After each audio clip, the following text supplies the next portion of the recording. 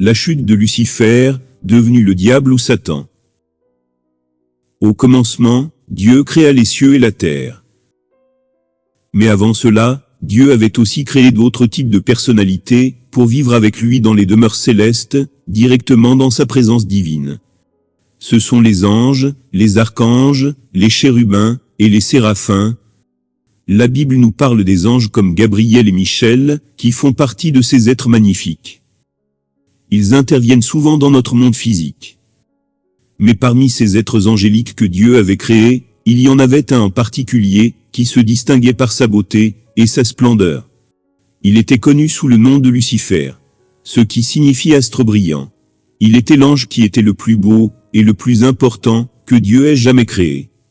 Dieu l'avait revêtu de gloire et d'autorité. Mais bien qu'il ait tant de qualités, le cœur de Lucifer fut pris par l'orgueil. Nous ne savons pas comment, ces sentiments, sont apparus dans son cœur. L'orgueil est l'un des 7 péchés capitaux.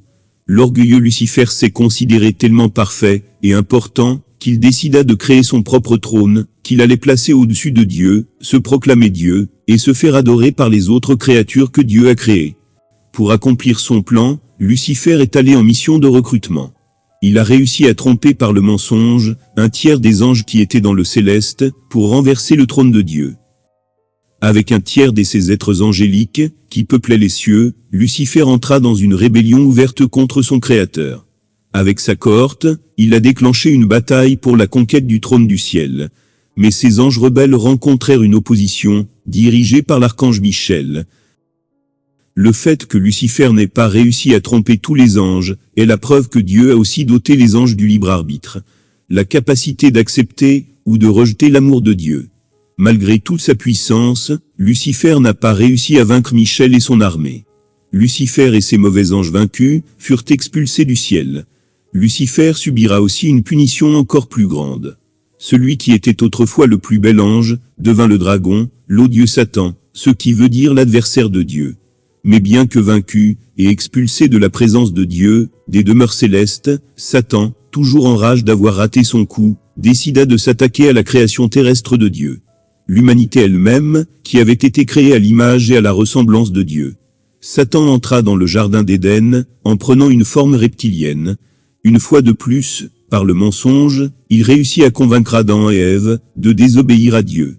En leur faisant croire que leur Créateur ne les aimait pas assez, et qu'il leur a caché des privilèges. Satan les amena à manger du fruit défendu, concrétisant ainsi leur désobéissance à Dieu. Après leur chute, Adam et Ève furent chassés du paradis terrestre.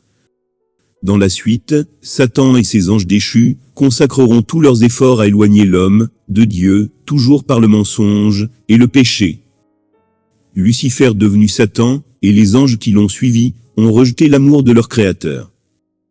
Ils sont pour le moment libres de leur mouvement. Ils vont et viennent dans le monde spirituel. Mais le temps vient où ils seront jugés par Dieu, et jetés en enfer. Ainsi que tous les hommes et femmes qui l'auront suivi, en refusant l'amour de leur Créateur. Mais il y a un plan de salut. C'est celui de Jésus-Christ, l'agneau immolé pour le salut du monde.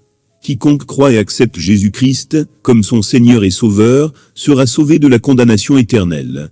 Amen.